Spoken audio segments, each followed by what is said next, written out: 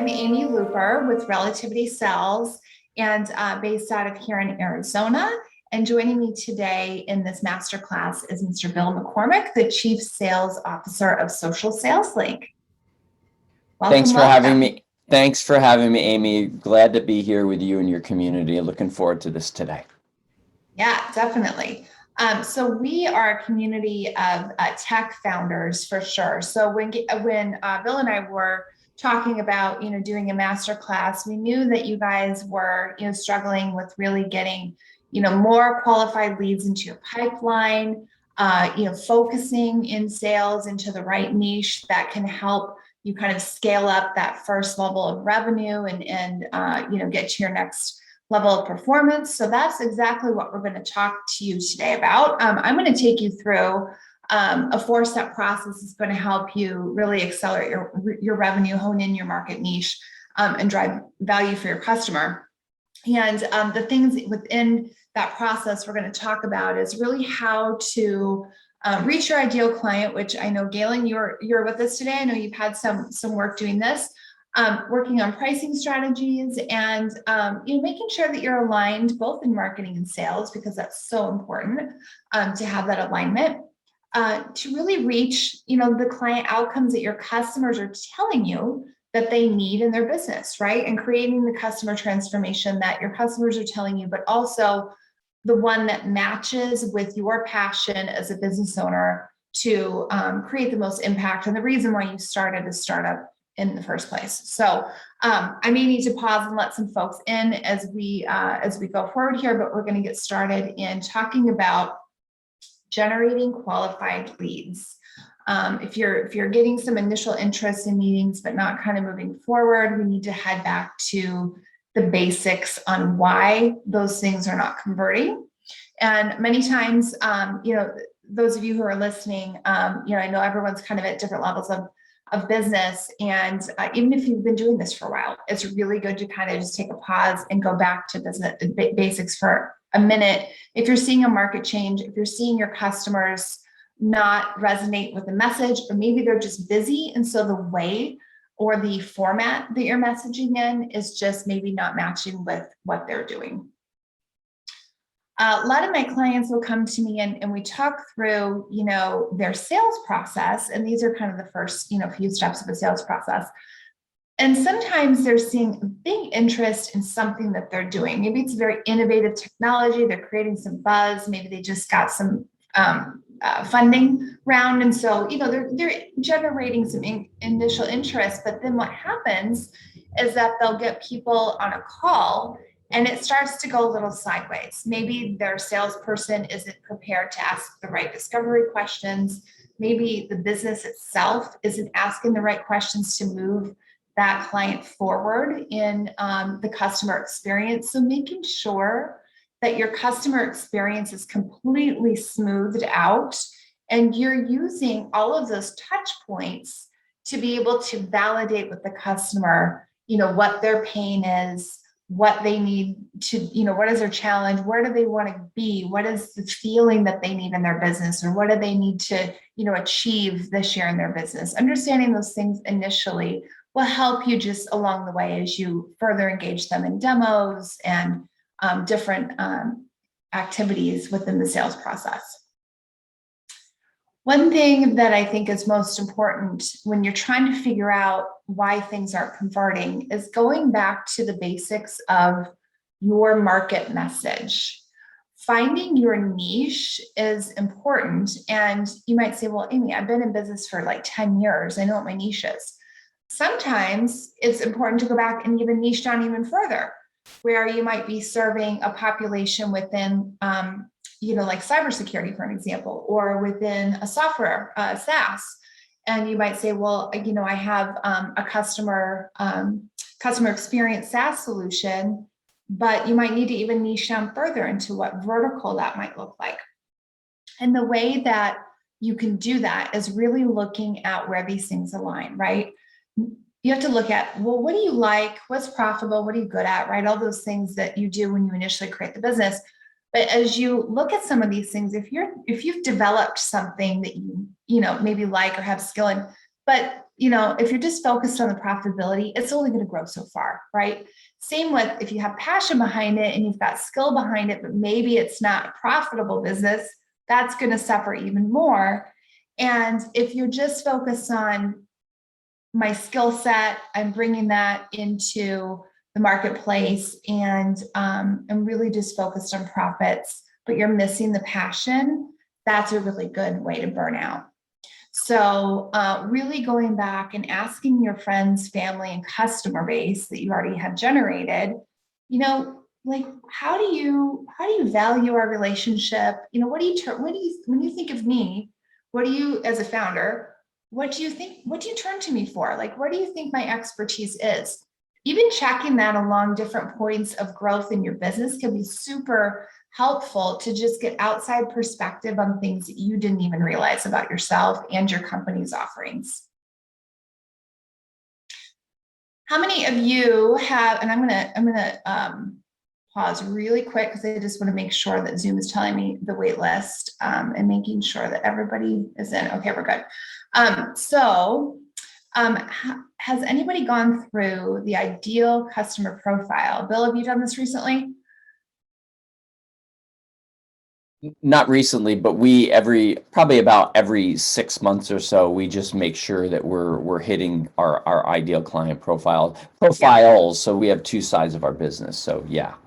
That's wonderful. That's really wonderful. I think, I don't know about you, but like when I sit down to actually make the time and space to sit down and think about the ideal customer, what are their pain points? What are they telling me their pain points are, right? Not what I'm assuming. And, kind of looking at across the board, if I sampled maybe 5 of them at a time, what have their priorities been over the last 12 months? And I say 12 months because the world has definitely changed so much. What are their habits in business? How are they making decisions? What is their success criteria been? Because usually if you're looking at the same, kind of person, you're going to start to see common trends. And so really creating that over time into an ideal customer profile is really, really helpful. So we don't want to just assume, right? And it's part of my language, but it does make an ass out of you and me, right? When we assume. So we don't want to do that, but we do want to make sure we understand the client profile and know where they are at so that we can align our go-to-market strategy to that. Welcome to the new folks that have just joined. We are just talking about creating your ideal customer profile and really aligning our sales and marketing messaging to know your buyer. So later today, I have Bill McCormick on the line. We're going to talk about LinkedIn strategies, and we're going to talk about different areas that you can really align to your buyer. But in the chat, use your raise your hand button in your Zoom chat and raise your hand if your buyers are B2B customers, business to business. I just want to make sure, and perfect. Okay, you can lower your hand. And who has found the most success engaging with customers on a social platform like Twitter or LinkedIn? Raise your hand if you've had success doing that. Okay, a couple of you, perfect. For those awesome, we've got some more people, perfect. We're going to talk about some ways to really optimize your LinkedIn profile with Bill here in just a little bit. But I would also encourage you guys to really connect with your customers, not just on social, but also just a good old, email and phone calls is really important as well. Because when you pick up the phone and actually have a conversation with them, you'll, garner so much information. And if you just joined us, if you could just put yourself on mute, that would be awesome, just so we don't get any background noise. When we're out there, trying to connect with people in a virtual way, how many of you, raise your hand, have received one of these types of outreaches on LinkedIn, where I received this example where it's like, it's not even directed towards me. It's just this general message. And it's not even aligned to what I do. Yeah, they want to book time with me. Yeah, everyone's shaking their head. And it's super annoying and it's spam. So I'm so glad that you guys are shaking your head, and I can tell by the way that you're doing that it's probably annoying to you. So one of the ways that I teach people to, really avoid becoming, spammy, is really prospecting with this 3-step process and using, in the first few, like 7 words or less, finding that friendly relevance that you have with someone, acknowledging a peer role, if that is applicable. Usually as business owners, we can leverage that to our benefit. And then telling them what your call to action is, right? Being really super specific and setting your next steps is important, but really helping to tell the transformation of why is it important to connect with me, right? So we're going to connect with friendly relevance. We're going to provide value in this, in like the first and second sentence, right? So that they can see that when they're checking it on their phone. And then describe the transformation that you're going to help them, right? When they connect with you, what can they expect to receive in return? Because it's not about what you offer as a business, it's about how you're going to help the person on the other end. In this example, I use, I often like to do this where I read someone's article, or I read, maybe it's a book that they wrote that's shorter. You take little excerpts of their content that's online because it's so readily available.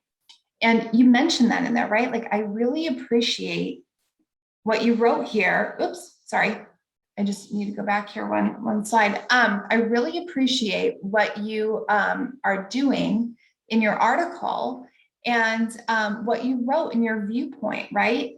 And when you recognize the fact that they actually put content out there, it's automatically going to, resonate with them, because they're going to be like, oh, yay, that was useful. Somebody found my information useful. And it just opens up this nice dialogue.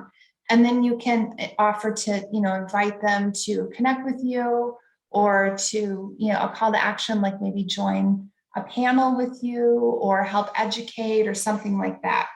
And usually you get people, to really convert that way, and you get people to engage with you in a really nice relationship, authentic way.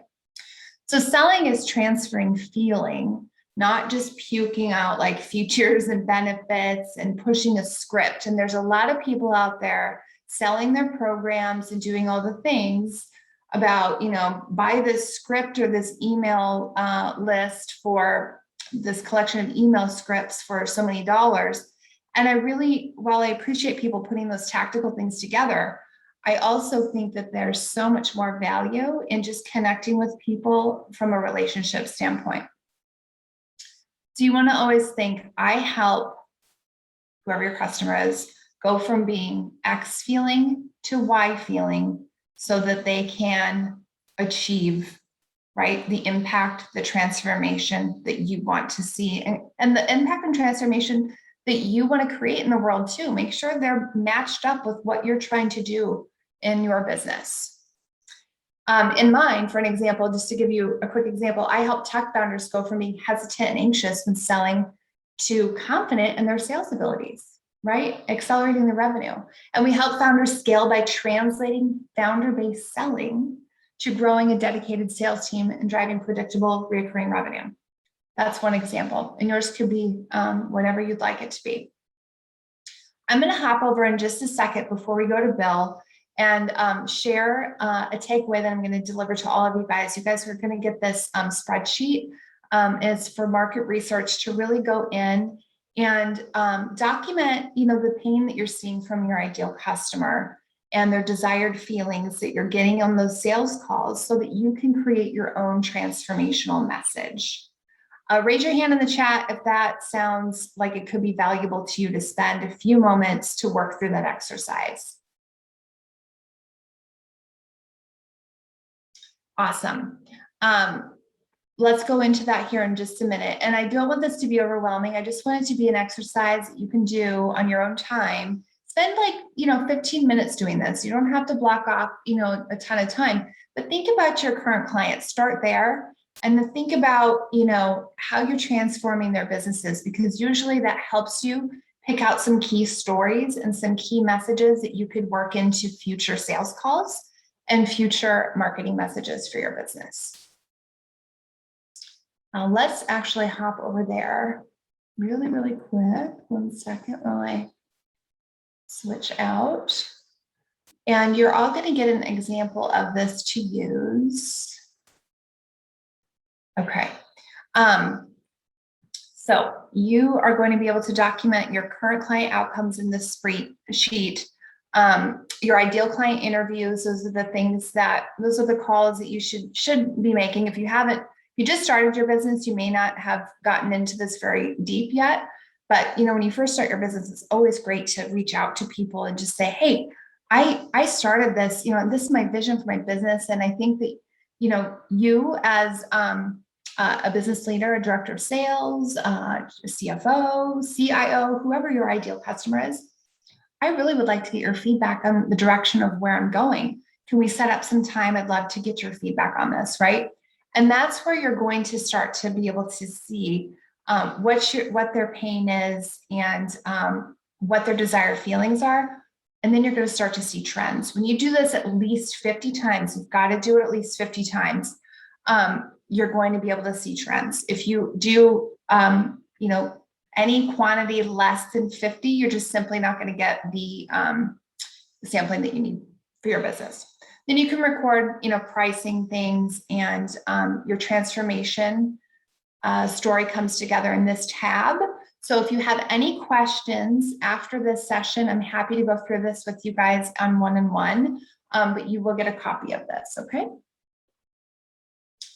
Perfect. As you move forward in transformational validation, I will also get you this list where you can work on questioning. How many of you, and you can just raise your hand in chat or nod, how many of you feel like you're really solid on asking questions of your clients to get full discovery completed?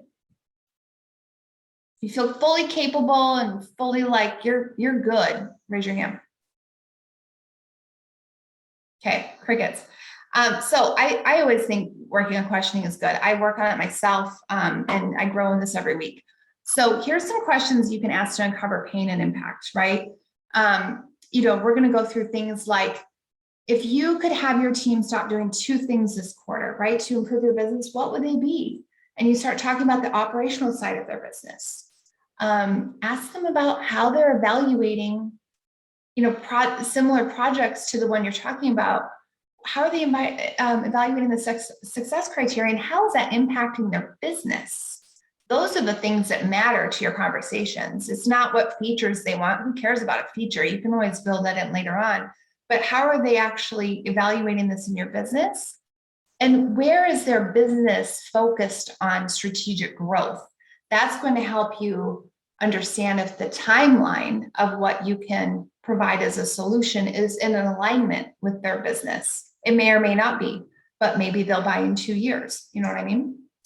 And so how are they minimizing risk to their business is really important too.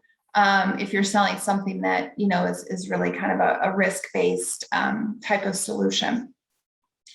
Because at the end of the day, we're all here to provide value through, saving them operational burden, saving them money, increasing their revenue, right? And providing different rates of investment return on a solution. So this is some ideas of questions that you can ask. And when we, start to do a lot of prospecting, these things come up. But before we actually prospect, we got to make sure that we are in alignment, right, Bill, on LinkedIn, and getting our profile totally set up so that the right people find us, in addition to all of our outbound efforts. And so with that, I'm going to let you kind of talk about how we can optimize our LinkedIn, profiles, and some of the great LinkedIn magic that you teach all of us to be able to create wonderful results. Great. And if you could just allow me to be able to share my screen, I can pop up my. There you go. Awesome. Let me get this going. So hi, everyone. It is great to be here. And yeah, we're going to talk about LinkedIn specifically. However, what I'm going to be talking about is what we call social selling, and it will translate into other social media platforms. LinkedIn happens to be where I live because that's what we do. We're predominantly B2B. Either we're dealing with salespeople who sell to other businesses, or we're dealing with larger companies. So what we're going to talk about is converting your connections to conversations through the power of LinkedIn. And as Amy said, I'm Bill McCormick. I'm the Chief Sales Officer at Social Sales Link. Just celebrated my 3-year anniversary with Social Sales Link. Before that, my wife and I own a promotional products company, and we started that in 2015. And I basically used that to grow that business to the point where I had people asking me how I was using LinkedIn. And I began to teach in the promotional products world and in my networking circles. And that led to me connecting with Bryn Tillman and then finally joining her. I'm from upstate New York, so I'm a New Yorker. I have 2 speeds when I talk, fast and faster. So luckily for you that this is being taped, so you'll be able to go back. I listen to podcasts usually at 1.5 times or 2 times speed. With me, you might need to slow it down a little bit. But that's my email address and that's my LinkedIn profile. If you just put in Bill McCormick Social Sales Link in LinkedIn, I'll come up. Just do me a favor when you connect with me, shoot me a note saying that you heard me here on the Relativity Sells webinar and masterclass. So this is the warning that you have. I talk fast and we're going to go through a lot of information. The good news is if you go to the bit.ly link that's right there, bit.ly/relativity sells, you'll be able to download this deck in a PDF. There's also a link to my calendar if you want to schedule 15 minutes to go in further detail with this, and some other links that I'll talk about towards the end. But be ready to take some notes, and we will have some time for Q&A at the end. So as I mentioned, what we're going to talk about is using LinkedIn to start sales conversations with this thing called social selling. So what we identify social selling is about building relationships, providing real value, and being a resource, understanding that the sales will come when the time is right.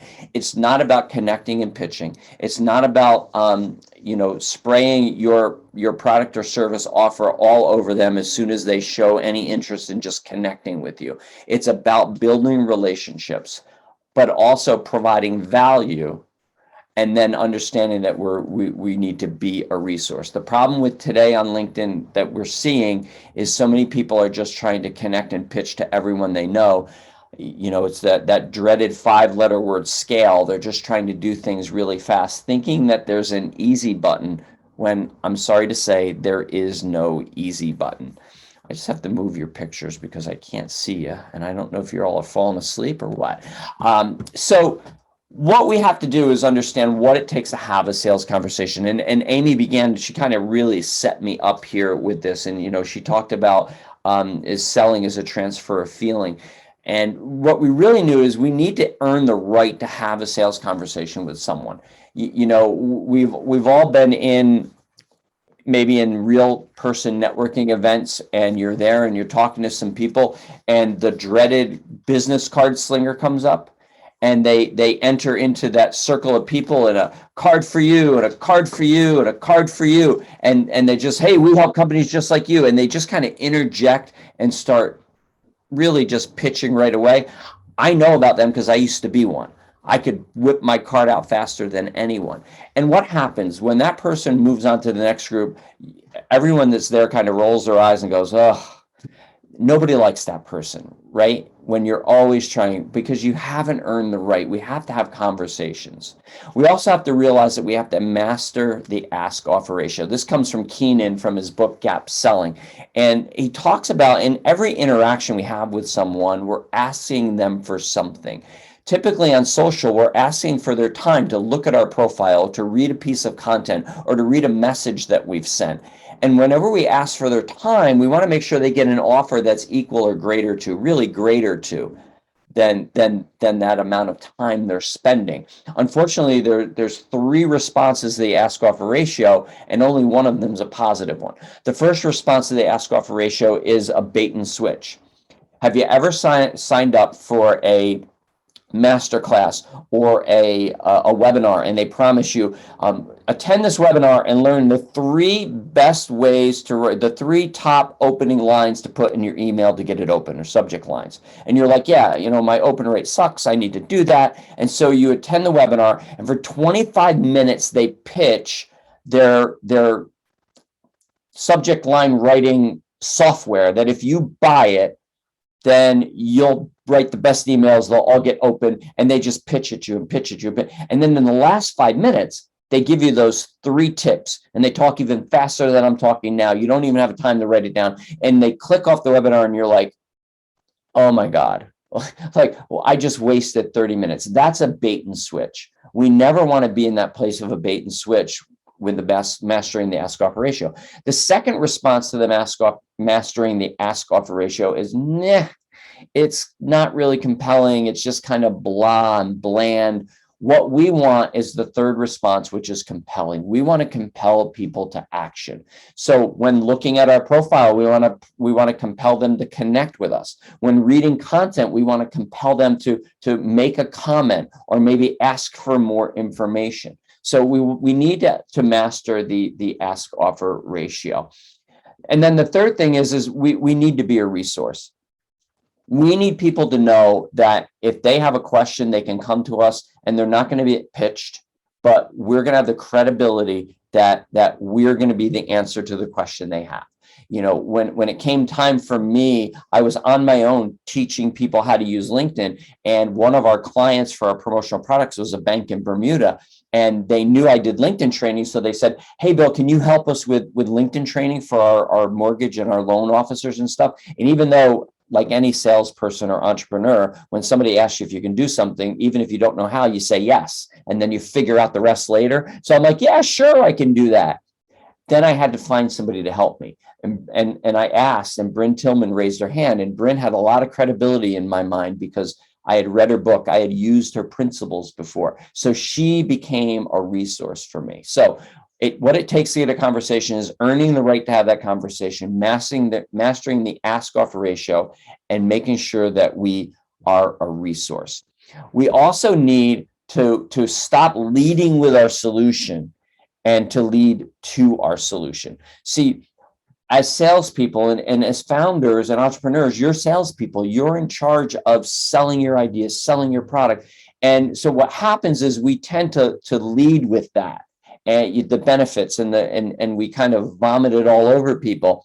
And the problem on LinkedIn, especially when you do that, is we end up sounding like the adults in a Charlie Brown cartoon. Now, you all may be a little not old enough to know about Charlie Brown. Google is your friend. Go check YouTube out. But the adults in a Charlie Brown cartoon, this is how they sound if you hear them talk in the cartoon. Wah, wah, wah, wah, wah, wah, wah, wah. You can't understand them. When we lead with our solution, we're just white noise. We sound just like everyone else. So what we have to do is, rather than spewing our offer and spewing our solution, we have to think of it as a map and as a journey, and we have to lead people to our solution. We want to get them to come to a point where they go, oh yeah, I want to know more about that. So if you know anything about networking, you've probably heard of Bob Berg. He wrote the book Endless Referrals and The Go-Giver, and he's the one that coined the statement that all things being equal, people do business with and refer business to people who they know, like, and trust. Well, when we're on social, it's kind of hard for people to get to know, like, and trust us if they can't meet us in person, if we can't have a conversation. So what we like to say is on social is attract, teach, and engage creates know, like, and trust. We have to attract them to us, right? So that means not by making offers, but by setting up our profile in such a way that when people land on it, it resonates with them. When they're attracted to us, we then need to teach them something, right? When they land on it, rather than it being a pitch deck, we need them to come away knowing something maybe they never knew before. And by doing that, we gain that like and that trust. And then we have to engage with them. When they engage with us, we have to engage back. One of the biggest mistakes that people make on LinkedIn is they connect and forget. they connect with people, and they completely forget about them. And we're going to talk about more about that in just a moment. And so this whole idea of attract, teach, and engage all starts with your profile. And what we need to do is we need to transform our profiles from a resume to a resource. LinkedIn started in, I think it was 2006. It really started out as an HR site. It started out as a place where recruiters could find people looking for jobs and companies that were looking to fill positions and kind of link them all up, get them linked in together. Because of that, the LinkedIn profile kind of defaults to a resume type of a setup. And the problem with a resume is all about me. A resume talks about how great I am and how all of my strengths and how I can do all these things and the awards I've won. And it's made to highlight me. But when we're using LinkedIn for sales, we have to realize it can't be about us. It has to be about our clients. And so what we have to do is we have to write a profile from a resource. What we say is, rather than being us-centric, it needs to be value-centric and buyer-centric. So there's 5 goals with your profile. And then this actually has to do with any content that you produce on social at all. It should all do these 5 things. The first is it should resonate. Amy talked before about identifying your ICP, your ideal client profile. It's hyper important on LinkedIn to understand who it is you're going after, because LinkedIn has a smaller pool of people. There are not as many people who are using LinkedIn as are on Facebook or Instagram or Twitter, probably even TikTok. However, especially if you sell into B2B, your clients are probably on LinkedIn. And so it's important to identify them so that you can speak to them and so that you resonate with them. So our profile has to resonate with the right people, that when they land on it and they start to read it, they're going, oh yeah, Amy helps me. I'm a founder in a tech startup. Amy helps me. So it has to resonate. The second thing is it has to create curiosity. I have a big 24-inch monitor in front of me, and I have my laptop over here. And so I'll read everything because I'm old and, see the glasses. I don't read too well. I have eyesight issues. So even if something is really big on the screen and I read it and it gets me, like it catches me with that curious, I do this. Like, I got to get closer and read that. I never knew that before. I call it a lean-in moment. We have to create some curiosity. And then we have to teach them something new that will get them thinking differently about, as Amy was saying, about their pain point. Get them thinking differently about the problems that you help them solve. And then the last thing is get them asking for more. I call it more raised hands. So if we do these things with our content, with our profile, we can be more successful, especially in starting more conversations with LinkedIn. So there are many different parts of your profile. And for time's sake, we're only going to be able to focus on just a few. However, if you schedule 15 minutes with me, I'd be happy to review your profile with you and give you some insights. And I'll even record it and send you the recording so you don't have to go crazy trying to look at the screen and look at your paper. But the first thing we're going to talk about is your headline. The headline of your profile is right underneath your name. For most people, it probably has their title and the company they work at. Account executive at Social Sales Link. That's what LinkedIn defaults to. You have 220 characters with spaces here. So what you want to do is talk about who you help, how you help them, the results you bring, and what you do. This is the transformation story that Amy was talking about helping you write. This can be done in your headline, right? So I'll give you an example. So this is Brynn Tillman, our CEO. So her title is CEO at Social Sales Link. So there's no curiosity there. That doesn't resonate with anybody. Nobody lands on a profile and sees that and goes, oh, wow, I want to know more. They go, yeah, okay, big deal. She's a CEO. And we know CEO can mean, the CEO of a one-person company, right? But here's one that will resonate. And I think Brynn's is about 208 characters out of the 220. I just have to move I can look down here.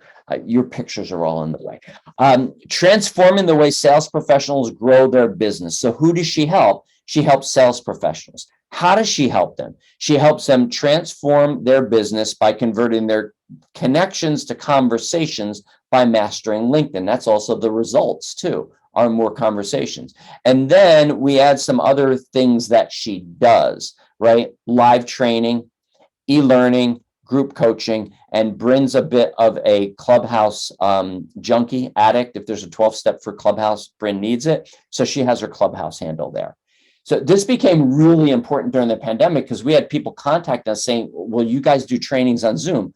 Listen, we were into Zoom before Zoom was cool. We used to do training on Zoom years ago, but people didn't know. So it's important to put there what you do.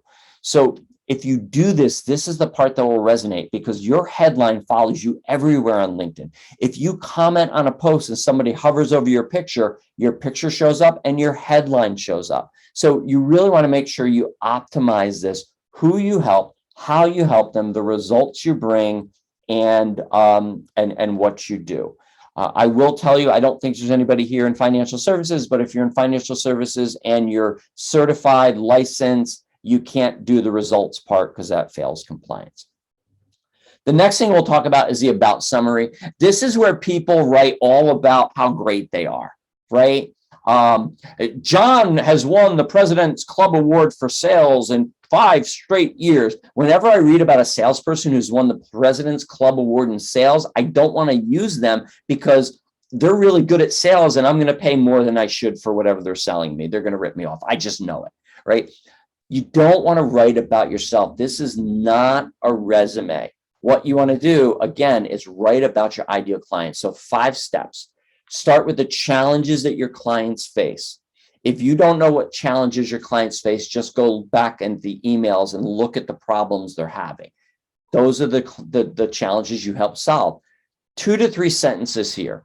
For us, it's the fact that, especially for me, sales leaders don't understand how the modern buyer's journey has changed. And so I talk about that. So what can you write in 2 to 3 sentences that talks about your client's challenges? Then you want to offer 3 to 5 vendor agnostic insights. You want to educate them and teach them. Now, vendor agnostic just means it doesn't come from your company. It doesn't come from your parent company. These are, if you have governmental stats that work really well, dollars and cent figures work really well. So if you're thinking about optimizing LinkedIn for sales today, here are some things you could do right away. That's what it says in mine, something like that. And we talk about optimizing your profile and we give them. So the whole idea of this is writing it like a mini blog so that if they never contact you, they read this, they learn something, and go away saying, wow, I never knew that before. Why? Because that develops credibility and you become a resource. And now when they are thinking about doing it, you're going to be the person that they turn to. So we start with challenges that resonates with them. Then we teach them something. Then we briefly share how we can help. This is not the time for you to pitch.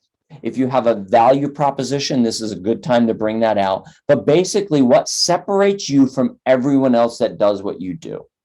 So what's your differentiator? And then we close it out with the last 2 points with a call to action and contact information. When I'm training really hardcore salespeople, I have to say it's a call to action, not a call to sell, right? This is not where you pitch to them. A call to action is basically just inviting them to a conversation. Mine says something to the effect of, I'm not sure if you're looking to leverage LinkedIn for business development, but if you are, I would love to have a conversation. Even if we don't do business together, I'm sure our call will be full of insights and actual next steps for you. I love to meet new people. And then anytime you're asking somebody to contact you, provide them with a way to do it. Put your phone number, your email, your website, however you want them to contact you, right? You're just looking to go to a next step. Then there's a featured section. This is fairly new and about the last year it's come about. We call it the scroll stopper. It's usually right underneath your about section, and it's your content kind of highlighted in a big banner. And LinkedIn's just getting ready to change this. Right now, if you look at it, it only shows 2 1/3 pieces of content, and then you have to scroll in a carousel. They're going to change it so it shows 3 pieces of content.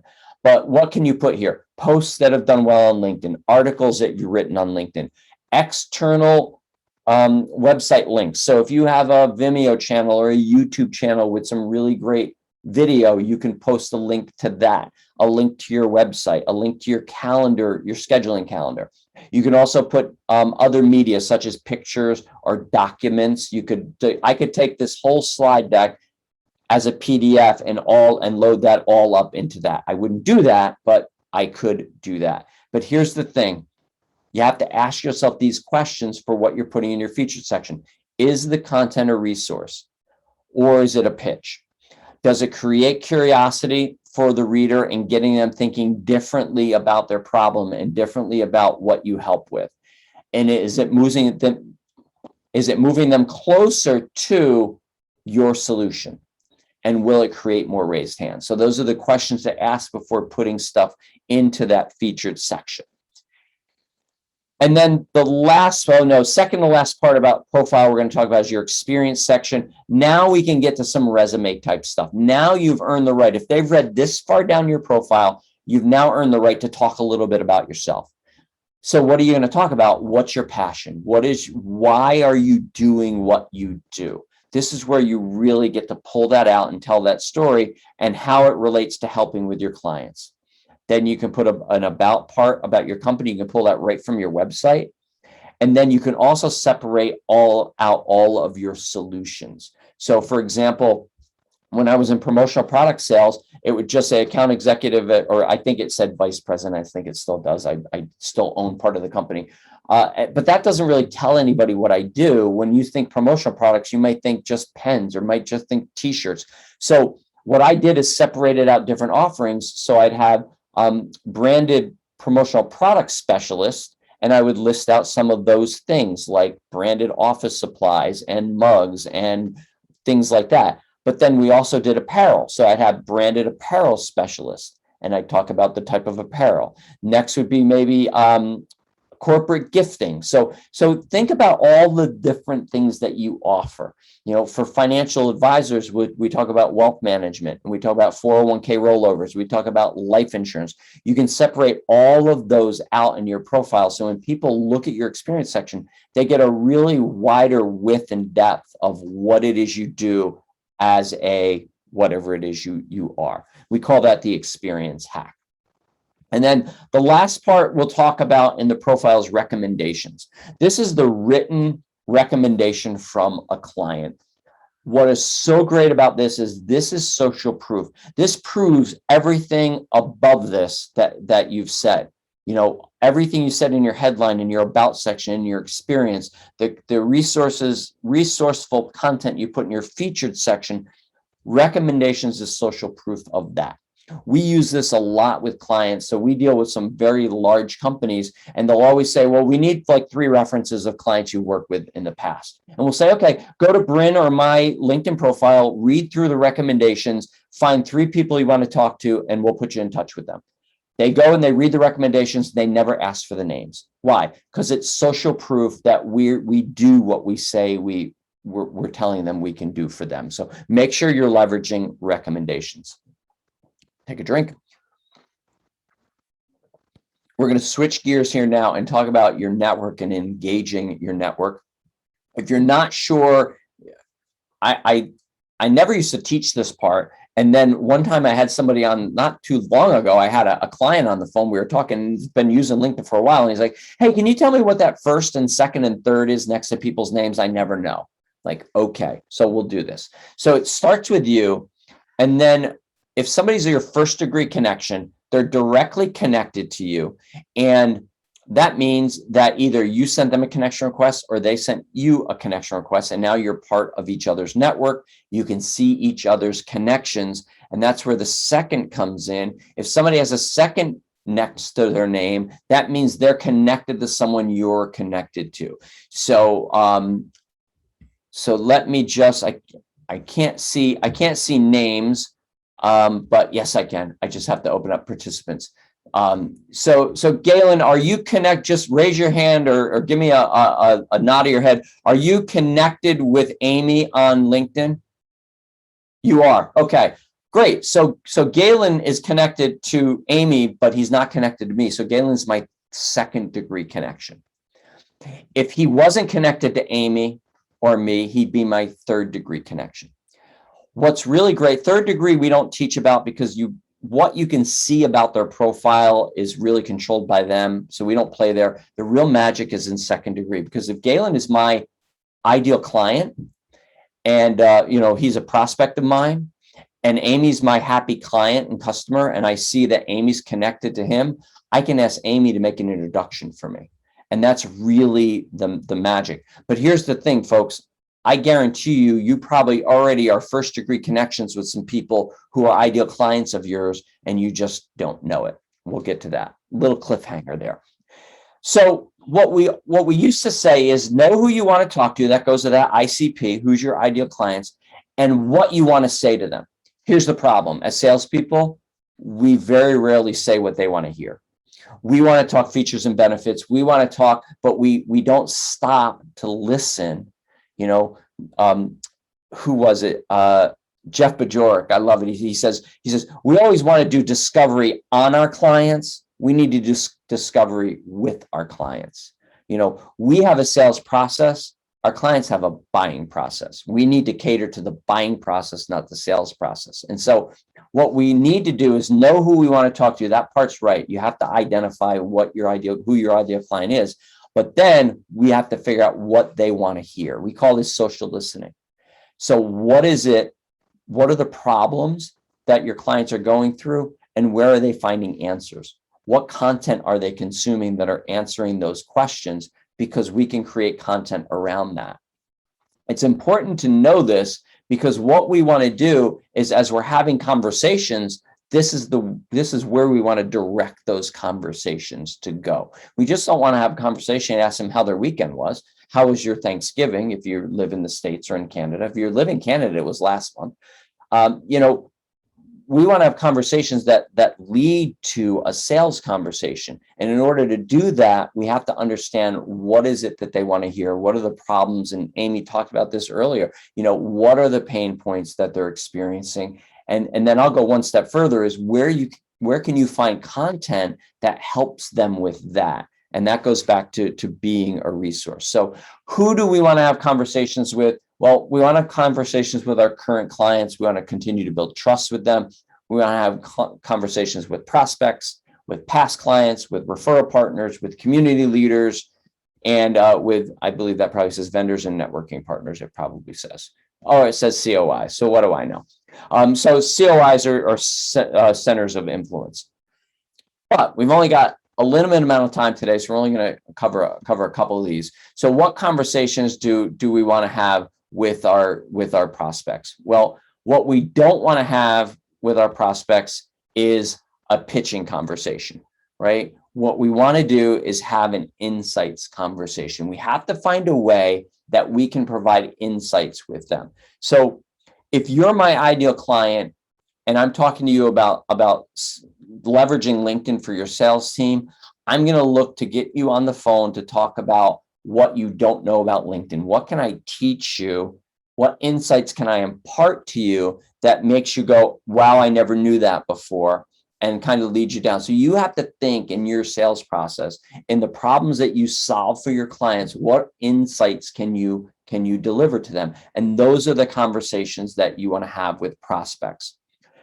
Conversations with clients, there's 5 things we want from our clients. We want more business from them naturally. We want internal introductions. This has to do especially if you're dealing with larger corporations. So if you sell into the marketing department, getting an introduction to the human resources department or the purchasing department. So we want internal introductions. We want external introductions. Who does your happy client know that you would like to know? Because they're going to be the best ones to make those introductions for you, especially if they're raving fans. We want recommendations and case studies. Case studies, we'll talk about in a moment. Recommendations, I just talked about. We want those because that's social proof of what we do. And then last, we want vendor introductions, because oftentimes vendors that aren't competitors of yours sell into similar clients as the one you're in. And so that could be another lead source for you. And that's, so I said that about vendors. And then referral partners, the conversation we want the conversation to be about, who can I introduce you to that you're looking for, and who can you introduce me to? And LinkedIn is a great way to do this. I'm not sure if any of you are in referral groups like a BNI or Chambers of Commerce or those kind of networking groups, but I was a big BNI guy for years. And I go to one-on-ones with people, and for an hour, we'd talk about our businesses, and we'd end up at the end saying, okay, so Amy, hey, listen, if you know anyone who needs LinkedIn training, give them my name. And Amy says, yeah, sure. And if you know any tech startups that need a coaching, you let me know. And yep, sure. And we part our ways and we never think about it again. Or maybe we do. With LinkedIn, the great thing is you have the ability to search your connections. So if Amy and I are connected on LinkedIn, which we are, and we're going to have a coffee meeting, even on Zoom, before the meeting, we can search each other's contacts for our ICPs to see, all right, I'm looking for VPs and directors of sales. So I can search Amy's connections that way, and I can come up with a list, and I can say, Amy, can I go through this list? She can do the same thing. And we spend that time, and maybe we go away and we each have 5 names of introductions to make for the other person. That's really the magic of LinkedIn. But remember I said, you're probably already connected to people who are your ideal clients and you just don't know it. So who have you been ignoring? We tend to connect and forget. Wouldn't it be neat if there was a way that you could export all of your LinkedIn connections, all your first degree connections into a spreadsheet? Would that be amazing? You can. So this is the way. If you don't want to wait to download the deck, take a screenshot of this, either with your phone or with your computer. But this is the way you can export your existing connections on LinkedIn, and it'll put them into a CSV file, and it'll give you first name, last name, the company that they list on their LinkedIn profile, the title they list on their LinkedIn profile, and the date that you connected. From your most recent connection all the way back, the very last one will be your very first connection. That's always kind of neat to see. Go see who you first connected with on LinkedIn. And what's great is you can then take that list and you can start working on it. We call it breathing life back into your connections, doing CPR in your connection on your network. C stands for clients, P stands for prospects, and R stands for referral partners. You can actually go through and identify, okay, that's a client, that's a referral partner. Oh, that's a prospect. And you can begin to separate them out. Or you could make columns and say, I'm going to do these activities with these people. You also can search your connections. This is all with the free version of LinkedIn. If you go up to the search bar and hit it twice and hit all filters, these are just 6 of the 15 filters that you have to choose from. You can search by title, you can search by keyword, you can search by location, by relationship. That's not brother, mother, sister, or cousin. That's first degree, second degree.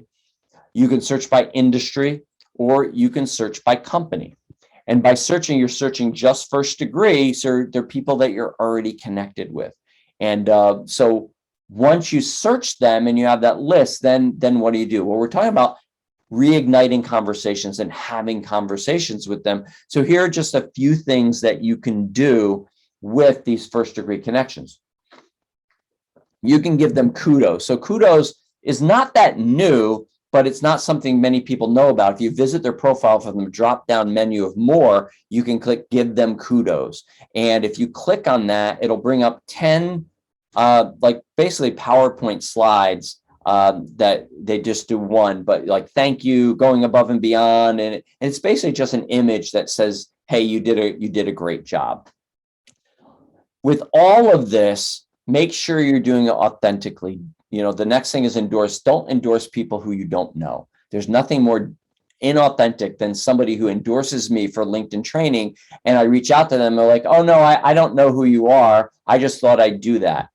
There's actually a guy who is a LinkedIn trainer who says this is part of his thing. Go visit their profile twice, then go endorse them for a couple of things, and then send them a connection request. Like what? Why? You should never endorse somebody unless you absolutely know they're good at doing something. So you can give kudos, you can endorse them for a skill, you can engage on their content. So I guarantee you that if you engage on someone's content, it's going to get their attention, because people create content so that it gets engaged with, but engage authentically. Just don't go great post. There's enough of that going around. Actually read the post and say, Amy, I loved your post about X, Y, and Z. My favorite part was this. Thanks for posting it. If I post that on Amy's post, if I engage that way in Amy's post, it's going to get her attention. You can give the gift of content, original, curated, or their own. So this is really great if you go and find a piece of content and you send it to them. And what I would recommend is offering it to them, not just sending it, but offering, just say, hey, I found this article around XYZ. I would love to send it to you if you're interested. Let me know and I'll send the link. That way they're opting in. We actually A/B tested this because we had a LinkedIn trainer that challenged us because we just used to send the content. And they're like, you're spamming people. We're like, no, this is value. We're giving value. He says, but they didn't ask for it. And we're like, he says, believe me, people, it makes a difference. So we're like, all right, we're going to A/B test it. So we did 100 messages where we just sent the link and 19 people opened the link. That's a good response. 19% is not bad. But then we offered the link.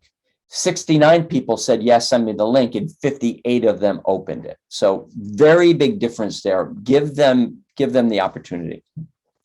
You can ask for their point of view on an industry topic. Amy spoke about this earlier. People love to share their point of view and their opinion. If you don't believe me, just go over to Facebook. Just read something on Facebook and read about masks.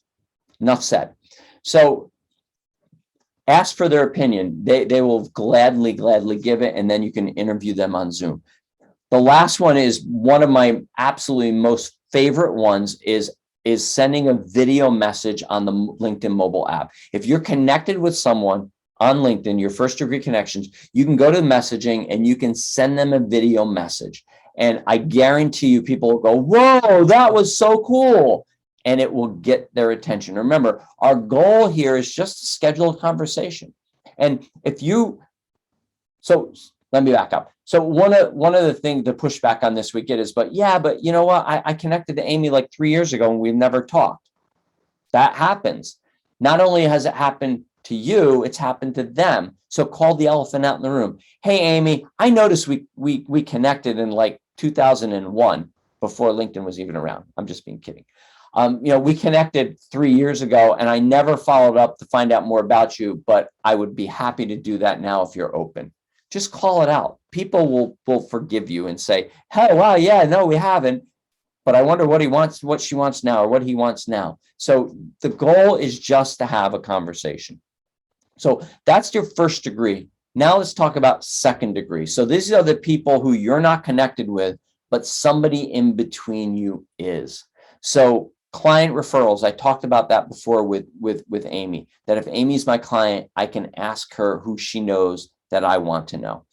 And I talked about networking introductions. Before you go into a networking meeting, have an email exchange with that person and say, hey, listen, I'm going to go through your LinkedIn connections and look for people who you may be able to introduce me to. You can do the same, and let's come with our list, or let's get on Zoom and go through the lists together. I guarantee you that will be much more fruitful than just sitting and drinking stale coffee for an hour and separating and saying, okay, if I think of anybody, I'll know. And then the last one is permission to name drop. So a traditional introduction is Amy says to her friend, hey, here's Bill. Bill does X, Y, and Z. I think it would be great for you guys to talk. And she makes the introduction. And that's great. And if Amy is a natural networker and makes introductions regularly, then that's no problem. But I don't know about you, but there are some people who I know that when they say, oh, yeah, I'll make that introduction, I'm going to be waiting a long time and it's never going to happen. They get busy. And also sometimes when you ask for an introduction, it makes people feel uneasy. So we came up with this idea of permission to name drop. So rather than Amy having to make the introduction to Galen, what I can do is say, hey, Amy, I'm going to be reaching out to Galen. Do you think it's a good idea for him and I to talk? And she says, yes. I say, okay, great. Can I mention to him that we had this conversation and that you thought it was a good idea for us to connect? So she's like, yeah, sure. Now what happens? I keep control of the referral. I don't have to wait for Amy to do anything. I get to do everything myself, but I still get to use Amy's name. The important thing about permission to name drop is only do it if they've said yes. There's a process to this and you have to follow it, because if I reach out to Galen saying, hey, Amy said that we should talk, And Galen reaches out back to Amy, and Amy goes, I never told him that. Immediately, not only do I lose credibility with Galen, I lose credibility with Amy, and then that source is completely gone. So, and what this looks like is what you want to do is you want to assume the conversation. Your name's coming in you're coming in at a higher credibility because you're coming from a credible source. And then what I want to do is I want to reach out to Galen and invite them to connect and visit my pro. Hey, Galen, Amy Looper and I were talking the other day, and she thought it would be a great idea for you and I to connect. Please take a look at my profile, and if you think it makes sense, let's connect, right? I'm putting the ball back in his court. When he accepts, I say, hey, thanks so much for accepting my request to connect. Let's get on a call soon, and I can loop you in on what Amy and I were talking about. So then I'll schedule a time and chat. Then I begin the call with a conversation about, I want him to tell me all the dirt he knows about Amy. Not really. I just like, hey, how do you know, how do you know Amy? How do you guys know each other? Just talk about that. And then I say, so Galen, when you scheduled this call, was there something specific that you wanted to cover with me? Typically there won't be. I was just wondering what you and Amy were discussing. I did have a client just recently said, yeah, I checked you out and I see you do sales navigator training and we really need that. That's what I want to talk about. It turned into a sales call. That was perfect because he asked for it. But if there's nothing they want to talk about, we want to share insights. Remember, it's not a pitch. So what can you teach them? So I typically teach around, the optimizing a profile. You want to ask questions that lead to aha moments that they get, oh, I never knew that before. And I work on getting permission to share a case study. That's where the recommendations and case studies come in that you ask your clients for. Galen, you remind me of a client that we worked with just recently. Do you mind if I share a little bit of insight about how we were able to help them? You get permission. And then when it's all over, I always make sure. So I do a 15-minute meeting. If it's 14 minutes, I'm saying, Galen, I've got a little bit more to share with you. Can you stay on? Or would you like to do you have a hard stop at quarter after? And do we need to reschedule? You want to really, really respect their time. But what I do is I conclude with a recap, what I heard them say, the insights that I shared, and I ask them if they'd like to explore ways that I can help them in the same way. And typically I'll end it with we have a 3 thing, hey, listen, Galen, usually 3 things happen with this. Some people feel, like they've got it. They know how to do it. They know what they need to do, and they run and they take off and they do it. Other people don't know what to do. They don't know where to start. And other people just need a little help. Where do you think you are in that step? That's kind of the way that I enter into more of the sales conversation, but it's going to be different for each of you because you all sell different things. So that's the referral part with the secondary connections. Quickly, we'll talk about content.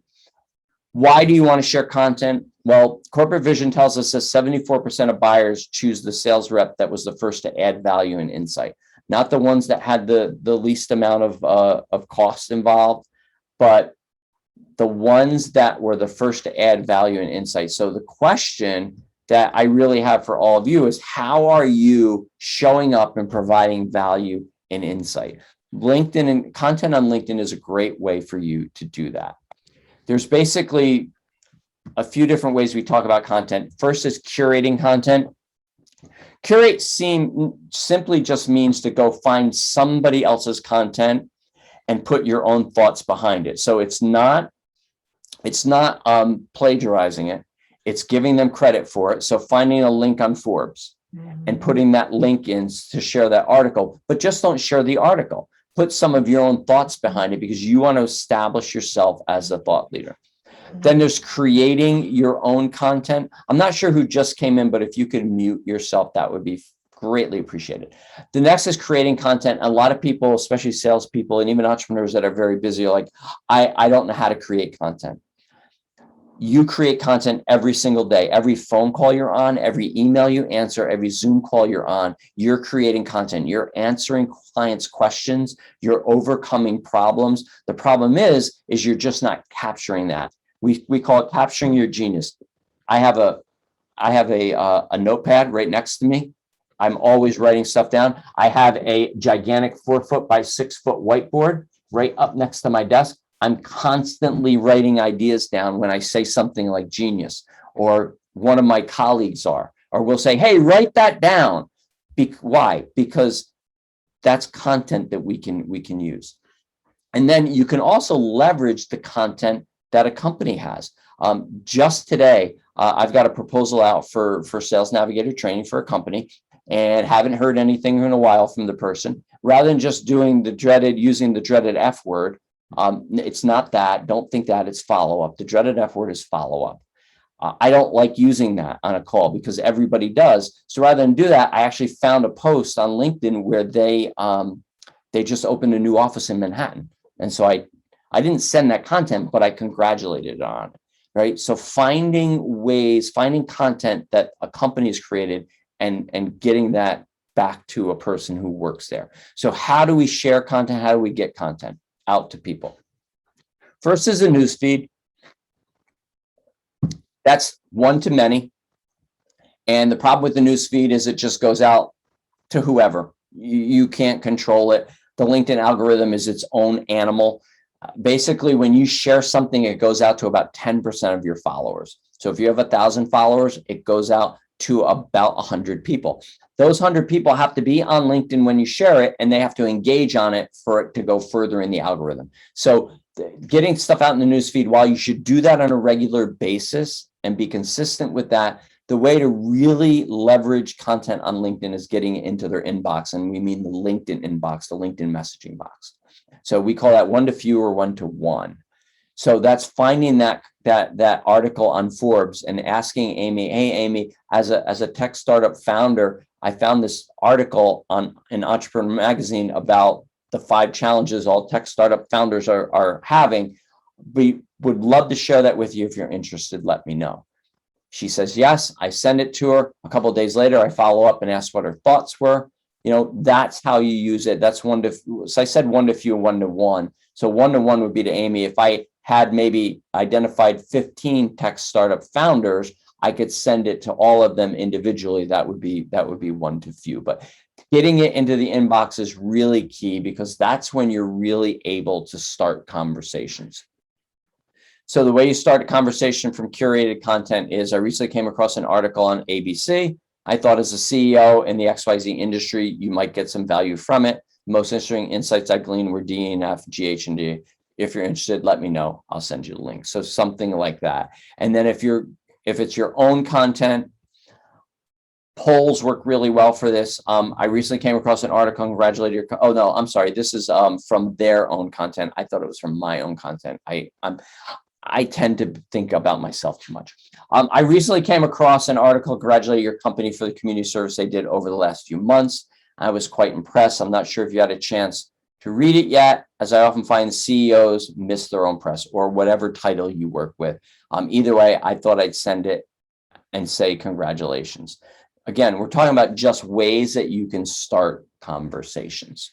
So that's the end of my presentation, but we do have some resources. I think Amy, I think you put in the link in there for bit.ly/relativity cells. That's hard to say. Relativity cells. Well, you say it all the time.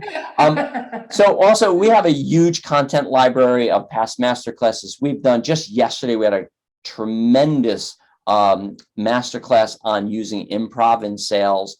And so the recording's in there. So if you sign up at socialsaleslink.com/library, you have access to all of that content. And then we also do a podcast twice a week. Once a week, Bryn and I interview some of the top sales and marketing leaders from around the world.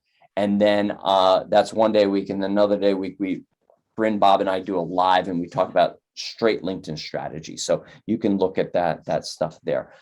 So I'm curious if there are questions that anybody has.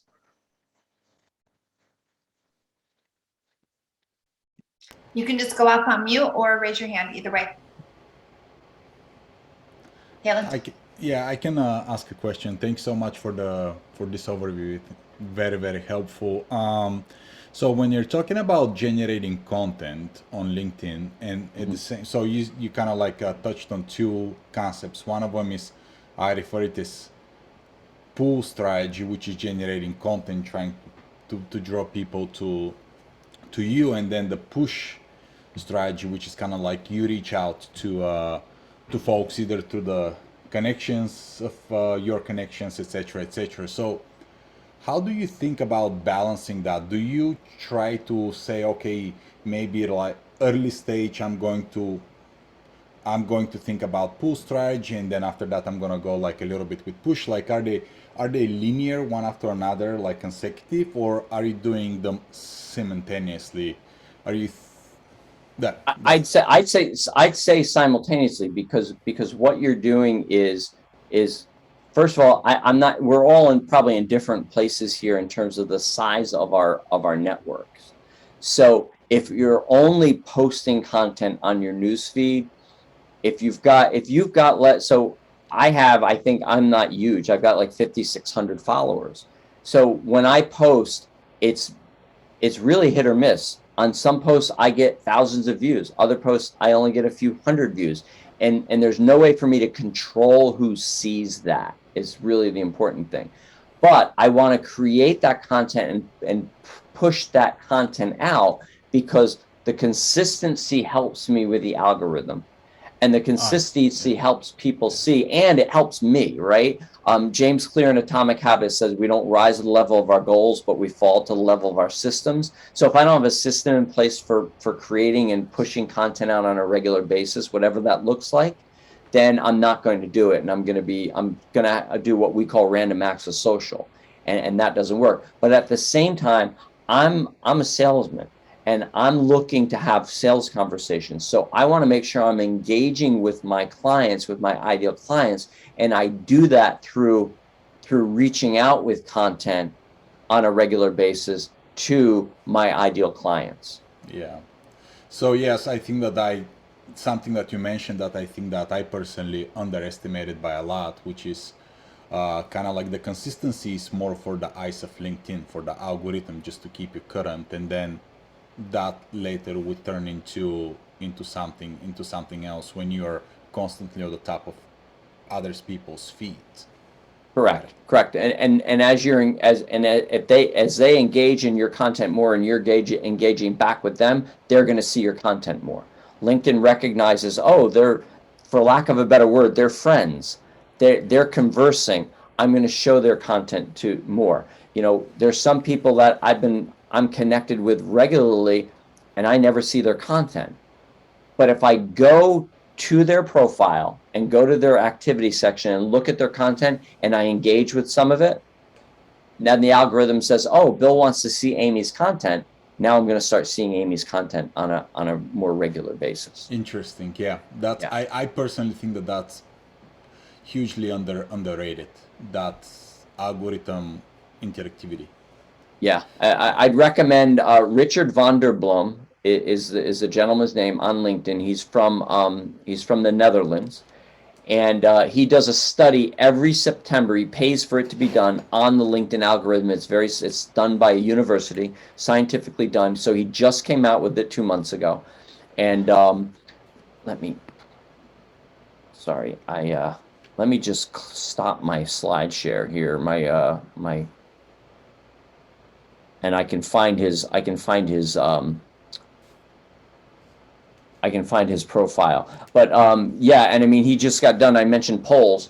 So right now, polls have a 4.5 times more further reach than any other type of post. Mm-hmm. So if you do a poll, I have a poll going right now. It's had like 9,000 views. Only has about 100 votes or less than that, but it's getting a lot of views because LinkedIn has said, we want to highlight polls to people, so we're going to do that. Document posts have about a 2.5 times reach.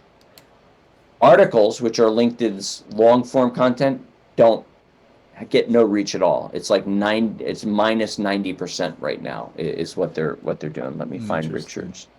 Yeah, the profile, and I tell folks all the time, don't create a content strategy around the profile, because you're never going to figure it out. And your profile is different than my profile. There's Richard's, a link to Richard's. The algorithm treats everyone differently because our networks are different. And if you try to figure it out, you'll drive yourself crazy. Just understand it and post appropriately. Thank you. Great question. Hey, Bill, we have Christine Kane's profile. Is that the right one? I'm sorry. That is not the right one. That is for somebody else. It's all good. There it is. Now I got the right one. This is great information. You know, everybody was up in arms a few weeks ago and everyone started to do the polls, which your data supports why they're doing them. Then of course, then you get all the buzz of stop doing polls. No one cares. But it's actually, this is a great way to, you know, if you're going to connect with someone and use LinkedIn, why wouldn't you poll them? Why wouldn't you survey them? It's a customer survey. Yeah, the poll is if you understand how to use the polls right, and asking your questions so that you're getting answers that show the pains that your clients are going through. Because what happens is you get to see how everyone votes. You're the only one that sees it as the owner of the poll. You can look and click right by how they voted. And if you're connected with them, there's a note right there. You can send a message. If you're not, it's a great way to connect. Hey, Amy, thanks for voting on my poll. Would love to share the results when they come out. Let's connect here. Take a look at my profile. If you think it makes sense, let's connect. And yeah, what people were complaining about were polls like, what kind of ice cream do you like, vanilla or chocolate? Who cares? You know, if you create polls that are targeted to your clients and your prospects, and it's of value, people will vote on them. And again, you just can't put it out on the news feed and hope that people see it. We actually teach a whole process of you go in and you message people saying, hey, I would appreciate your one-click vote, because when you put the link in a chat, the poll shows up right in there. They click it and they vote right there. And so we find that really drives a lot more participation in polls when you're going to people, because again, you're asking for their opinion, and people love to give their opinions. Yeah. I love that. So Bill, do you recommend, you know, when we get into like time blocking our days, this is something I often work with executives on, because they feel like, oh, social doesn't work. I don't have time for it. I don't have time to write all the things, right? And we don't have a lot of time, but what we can do is really work on, you know, improving our endurance on that committed activity level, right? And like time blocking. Like, what do you say? Like an hour a day? Is it less? It could be less than that, you know. So LinkedIn's own numbers say, and I think it's doubled. It used to be 1% of active LinkedIn users post once a week. Only 1%. So if you want to be and now it's 2%. So if you want to be in the top 2% of LinkedIn users, you just have to post once a week. So not a lot of folks are posting. So if you're right now telling me I never post, okay, so can you post once a week? Can you do one post a week and do that consistently? If you're doing one post a week now, can you do 2 posts a week? And do it the same time in the same day. You don't have to worry about, you know, people, oh, what's the best time to post? Whenever you post, that's the best time to post. The work from home and the pandemic just changed everything. Most of my posts do best on weekends. That's just how it is. But yeah, you can say, all right, you know what, for 30 minutes, I'm going to set the alarm on my clock. And from 8 to 8:30 a.m. every day, I'm going to go in and do my LinkedIn. I'm going to do a post. I'm going to respond to anybody who's connected with me. I'm going to connect with 2 people, and I'm going to engage on some posts. You can do that in 30 minutes if you're focused. If you don't get lost on the sides and hunting here and hunting there, you know, and you can do that 2 or 3 times a day. And I guarantee you, if you do that consistently, the algorithm will respond better to you. Your content's going to start reaching further. And the most important thing is you're going to have more opportunities to have conversations with people. And that's what this is all about. We're not talking about vanity metrics where you're going to grow to thousands of followers. It's not about that. That doesn't, as Mark Hunter says it, you can't take clicks and likes to the bank. Right? Totally. You have to have conversations. We have to turn these into conversations. There are so many groups out there that, and you'll see these pods on LinkedIn, and they're all maybe in, you know, a different or same industry or whatever, and they'll start to try to get momentum, and they'll see, oh, this person has 300 likes on a comment. If you really look at that, look at who's commenting. Right. It's not people that are buying from them. No. It's It's maybe people that are like a fan, but those do not connect to revenue. right. Exactly. Exactly. Can I ask Yeah. a follow-up questions to Amy's question? Sure. So in this frequency posting, can you talk a little bit more about posting as myself, Galen, as kind of like trying to establish myself, I guess, hmm as a thought leader versus the benefit posting through our company's profile? So my guess is you probably have a larger network than the company profile. Yes.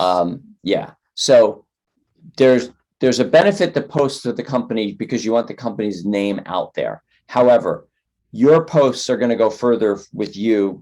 Posts done by you personally are going to go much further than the company post every day. So if people say, well, I only have time to do one, do your own personal, because people following a company page, it doesn't happen. I mean, we have 3,000, and we've had a concerted effort in the last year. We have a social media manager that is building it and is on it every day, and he's grown it to like 3,600, I think. But Corinne has 65,000 followers.